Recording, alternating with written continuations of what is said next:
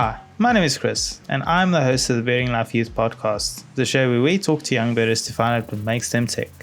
On this podcast, my guest is Jonathan Breytenbach, and we have a wonderful chat. So without further ado, please welcome Jonathan.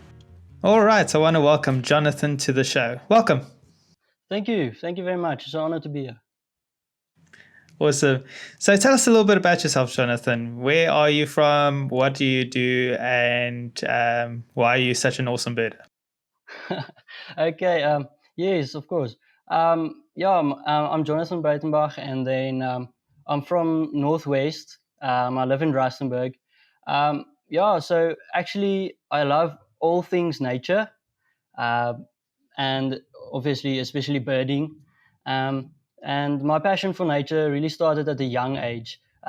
Since I was little, since I can remember. And I've always loved being in the field, being out and about. And my birding journey really actually started in 2017. That's when I joined our local bird club, and that's when I really started birding. And so no one in my family is really a birder. So it's at times kind of tough. But I take every opportunity that I can to bird and to get out and about. Luckily for me, we've got a nature reserve in my home Pentad. That's not far from us. So I spend most of my time birding there, and of course in my backyard. I just want to tell the people listening to this podcast, if you hear a big bang behind Jonathan, I don't think it's bombs, I think it's thunder. Yes. No, it's pouring outside. Really grateful for the rain.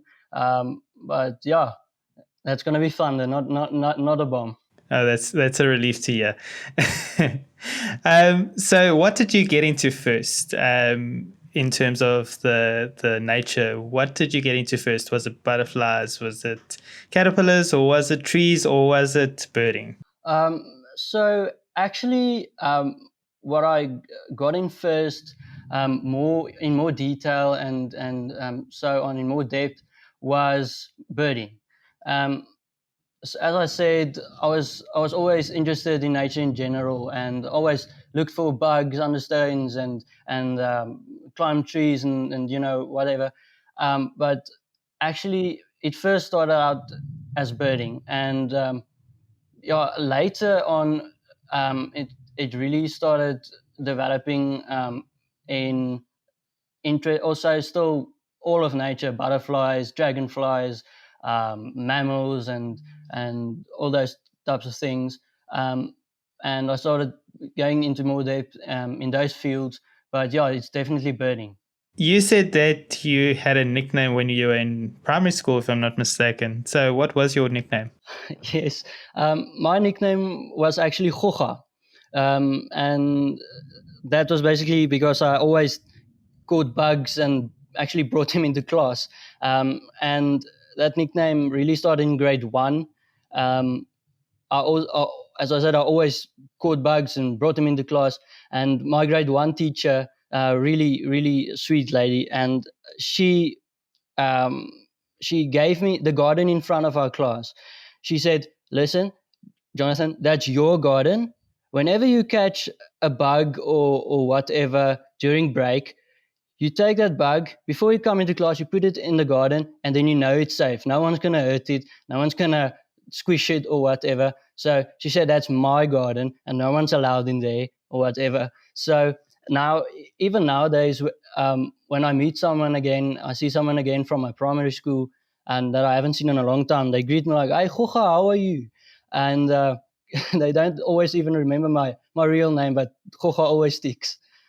And I think it's roughly translated to buggy, if you want to call it that, or bug. Yes. Any bug or insect or spider or whatever. A creepy crawly. Yeah, creepy crawly. All right. And you recently went on a trip to Pilanesberg. Tell us a little bit about what the experience was like. Yes, of course. So,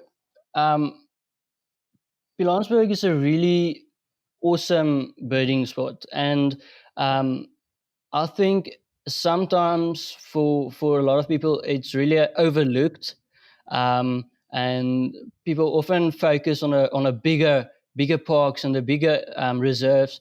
But Pilanesberg is really a brilliant birding spot, um, and not only birding in terms of the big five and mammals and everything, but yeah. So we were there this past Sunday, and it was really great. So we started off a little later than I wanted and I would have liked, but so we started off at 7:30 in the morning, um, and we ended at 6 o'clock in the evening.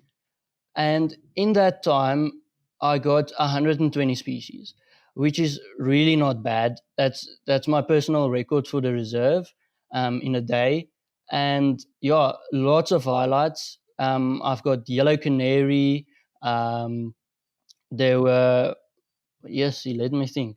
African hawk eagles, common white-throat, monotonous lark, red-breasted swallows, Cory bustard.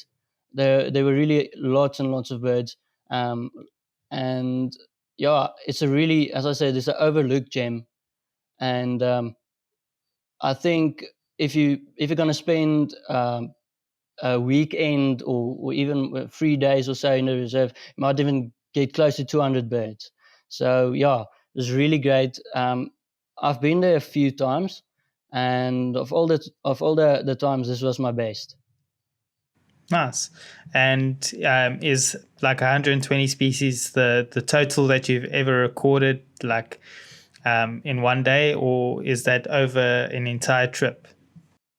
No, the 120 species is for one day. Um, I've previously been to Pilanesberg for my birthday, so we stayed over for one night. And I have to remember, I think I've gotten 170 something species for the 2 days that we were there. Um, and there were water thickney and there were actually lots of stuff that I didn't get on our last visit. Um, Things I usually see that I didn't get on my last visit. But yeah, if you have a 2 day or 3 day visit, you can easily, I think, get to 200. So there's a little bit of advice. If you want to go to a bit of a different birding trip, go to Pilanesberg. Yes, of course. Cool. So what is your latest lifer? Birding lifer, I should clarify that. Yes. So my latest birding lifer is actually my number 450, and that is double-banded courser that I actually got while twitching the Madagascan cuckoo in Sudorang. Nice, nice. Yes, And yes. how big of the celebration did you have? Yes, I was really glad, and I actually went with other birders. Obviously, my parents aren't birders, so they stayed at home. But yeah, I couldn't wait to give my parents the news. They shared my. I must say, my parents, they share the passion and my excitement, and they really do their best to get me places. But yeah, they're not birders, but I couldn't wait to share the news with them. And yes, we had um, a really big celebration, yeah, because I've been waiting a long time to get to 450. Oh, that's great to hear. Well done. Congratulations is in order. Thank you so much. All right. And then what is the dreaded bogey bird, the bird that has evaded your capture? Yo, so that's gonna be the finfoot, and yeah, it's probably 6 times already that we're in the perfect habitat and places that people have actually seen them. And so for some reason, I always climb out second. I get out of the vehicle second.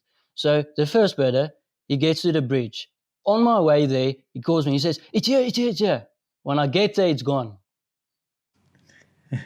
I feel your pain. Don't worry. I feel your pain. Yeah, that's one tough bird to locate. Yo. Yeah, one of these days we'll both have the luck. Don't worry. Yes, we'll both get him. Yeah, we'll send messages to each other simultaneously that we got it. Yes, we'll both celebrate together or something. Now, you do something that a lot of young people, I don't think they do. And I'll be honest, it's the first time I've really heard about it, to be quite honest. You do something called Biobash, a Yes. Biobash at least. Tell us a little bit about that. So basically, a biobash is um, you go out into the field for any period of time. I usually go for about a day. From we because our local reserve, that's where I've done the past 4 biobashes. Our local reserve opens at 5:30 and closes at 7. So we basically go from 6 to 7. And so we go on foot.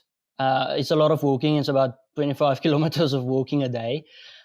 But you basically record every kind of living thing you can find, be that butterflies, dragonflies, birds, mammals, scorpions, snakes, plants, flowers, you name it. So um, we try to take photos of every species we can find, because to ID all of those species in the field is a little tricky, and to record it all on a platform, it's kind of rough. So we try to take photos of every species we find, and then when we get back after the biobash, we submit the data to um, for scientific purposes. So I use a platform called iNaturalist, and there's actually a iOS and Android app that you can download.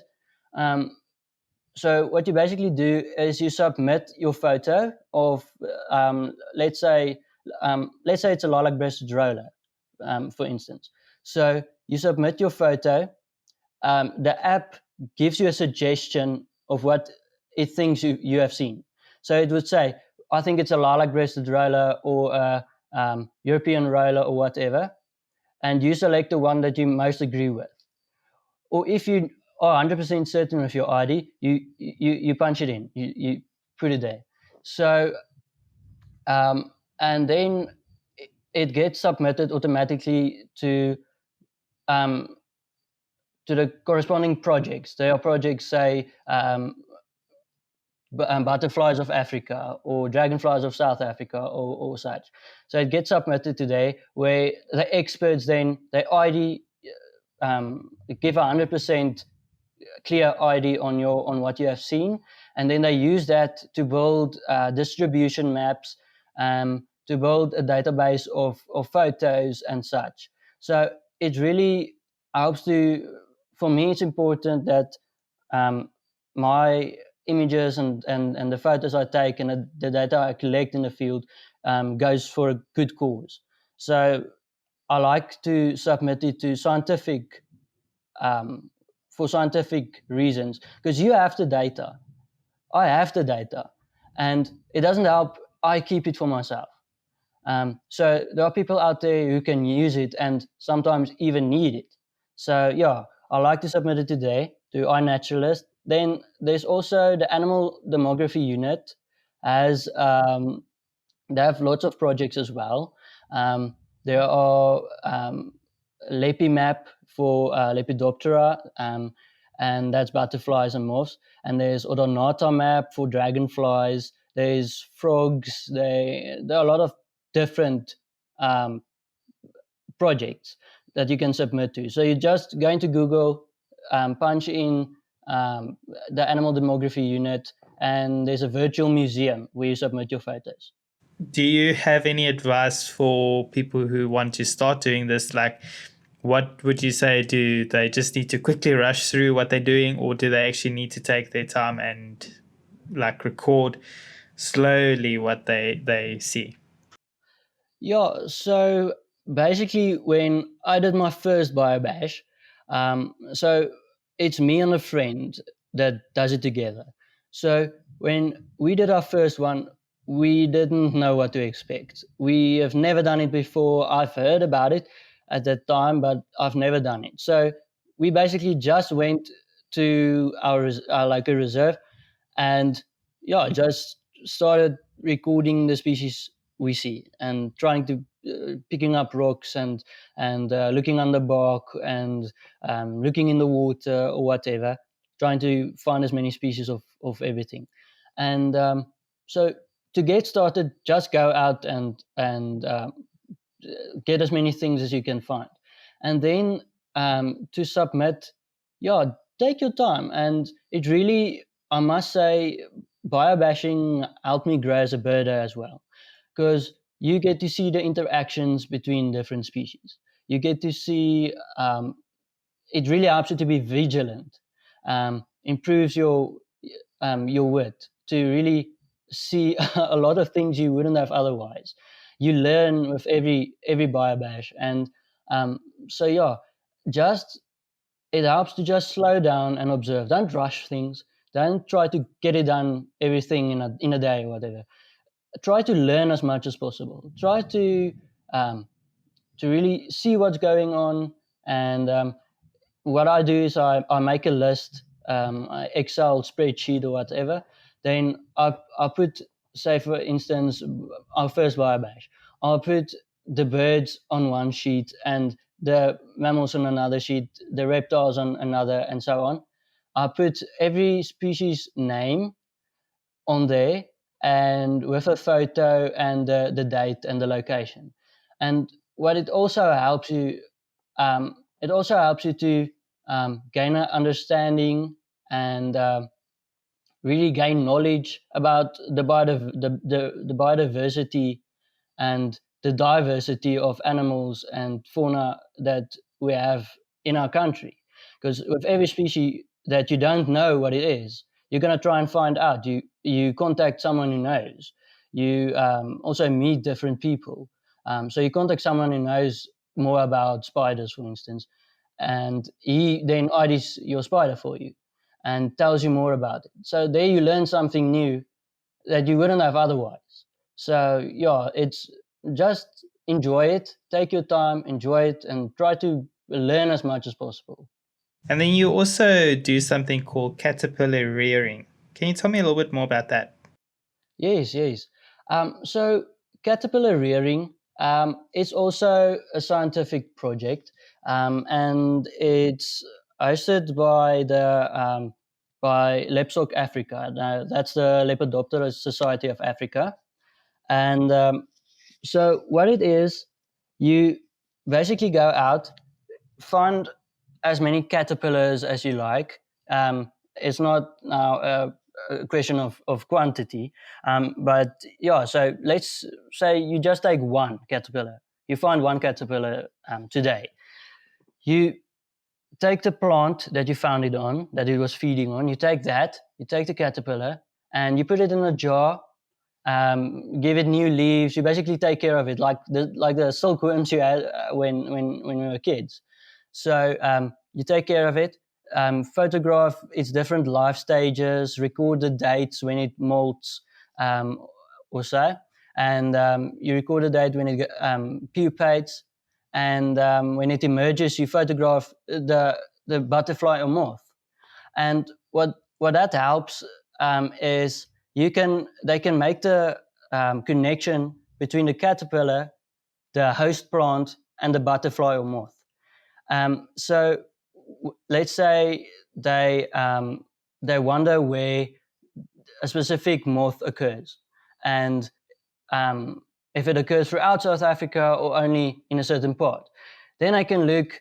They know, okay, through the caterpillar rearing, we have found out that it feeds on a certain plant. They look at the distribution of that plant. They see, okay, it only occurs in the Western Cape. Then they know, okay, that moth will most probably only occur where the host plant occurs. And that really helps with conservation, really knowing what to protect and where to protect. And it creates that link between the plant, the animal, the plant, the caterpillar, and the butterfly moth. Awesome. And then I also want to ask you about something where we were kind of discussing it a little bit earlier, but do you think it is important to have a camera when you're out birding? Is it more of a crutch than actually a tool to help you grow in your birding? So, yeah, that's quite a controversial topic and really interesting. So, um, recently, or not recently, like a few years back, I realized that um, I relied too much on my camera, and if I needed to, if someone asked me what color was the wing of that bird you just photographed, I wouldn't have been able to tell them. I needed to go back to my photo to make sure. So lots of times, birders go out in the field with their camera and they photograph a bird, and they can't ID it in the field. They need to go back, take a look at their photos, go look in the field guide afterwards. And I know of people who they can't go into the field without a camera. They say, "No, I don't have my camera with me. I can't go into the field. I'll miss everything," or something like that. And birding and photography is two different things. Now, of course, birding helps your photography grow, and photography helps you grow as a birder. But you must be careful not to confuse the two, because oftentimes photography can become a crutch, as you said. People rely so much on their camera and the photos they take that it makes them actually worse birders. They can't ID the bird in the field. They don't enjoy it sometimes even. I've seen people. It's a super awesome species, and it gives you the most amazing view. But the person keeps complaining. It's like, no, the light is awful. No, if only the sun was shining from this side. If only it would turn its head or whatever. And he goes away grumpy. When you really enjoy the sighting and look at the bird, observe what it's doing and its habits and all that, it's a big difference. So yeah, photography for me, it's really a big part of my life. I really enjoy it. It's also one of my great passions. But I've realized that you shouldn't confuse the two. Thanks so much for the chat, Jonathan. It was really awesome to chat to you. I've learned a lot. I've got to go make more notes now because I feel like I need to learn more. But yeah, it was really awesome chatting to you. Yes, same here. It was really great. Thank you. And I look forward to chatting to you sometime soon, eh? Yes. Once again, I just want to thank Jonathan for such an informative and interesting chat. If you like this podcast, please be sure to subscribe to it and follow us on Facebook, YouTube, Twitter, and Instagram.